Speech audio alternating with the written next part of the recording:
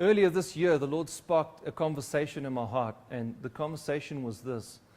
I realized that the world is changing and changing rapidly. And here's how it's changing. People are moving to cities all over the world. Everywhere I go, I see people moving into cities. Moving into cities. Cities are growing. And I began to ask myself kind of this question. And the question was, what will it take to disciple the cities of the world? If I go around and I just look around at the different cities that I've been in, and looking at the thousands and thousands and thousands of people. I mean, you go to the underground in some of these places, and you know, the Moscow underground, the London underground, and you see thousands of people moving in and out of trains all the time with these blank stares on their faces, no life. And you ask yourself, what will it take to bring the life of Christ to the cities of the world? It's been the question that's really been burning on my heart. And here's why the question is so important for me, because in 2007, most of us slept through a global event. We just slept through the event. And this was the event that we slept through. In 2007, for the first time in the history of the world, there were as many people in cities as there were in rural areas. Did you know that? And since 2007, the number of people in cities around the world has been growing and growing and growing and growing. And in 2050, how many of you, do a quick calculation, quickly. How many of you still want to be around in 2050?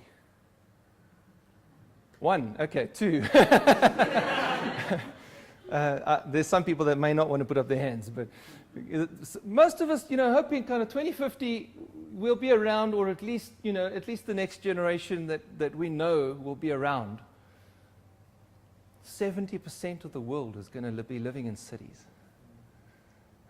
And cities have this incredible dynamic. They make us busy. They make us tired. They focus our entire lives on money. Absolutely everything is about how much you have and how much you can get. They're difficult places to reach. In fact, I'm increasingly saying to people, the biggest unreached people in the world is the urban dweller. People in cities. I was sitting in Madagascar talking to one of our leaders that we're mentoring, and he's planted churches in the rainforests of Madagascar, and he's got all these churches in villages, and then he's got this church around this one big lake that a lot of people have settled there, and it's really high density. And I said to him, I'm talking to him, and I said to him, do people change their behavior when they move from these forests to this urban area, this high population area? And he laughs and he starts to tell me these stories, and he says, some of our church planters that are planting out in the rainforest, he says, they walked into the city, and he said, these guys take 3 days to walk across. And he says, as they walk, their behavior changes. And he says they get to the edge of the city, and like village dwellers, they greet everybody. Hello, hello, hello, hello, hello, hello. And it doesn't take them very long to realize that people aren't greeting them back. People aren't interested in really talking to them.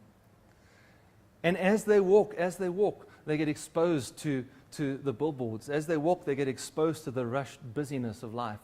And he says by the time they get to the city, they've actually changed. They're different people. Cities have this huge pressure that they put on us. And here's my question. Is it possible for God to really shine His light in the middle of that? I'm not talking about we put up a nice posh church and we all go on Sunday, put in our best, and we look good, and now we say, well, here's the kingdom. The kingdom is here in this building on a Sunday. I'm talking about where you work and where you live and where you play. Is it possible for God to invade? That's what I'm talking about. I believe it is, with everything in me. And so we've been dreaming about this question, what kind of church will it take to reach a city? And over the next year or two, a couple of us are going to embark on this experiment. We're going to embark on this journey, this adventure of asking God, what will it really take?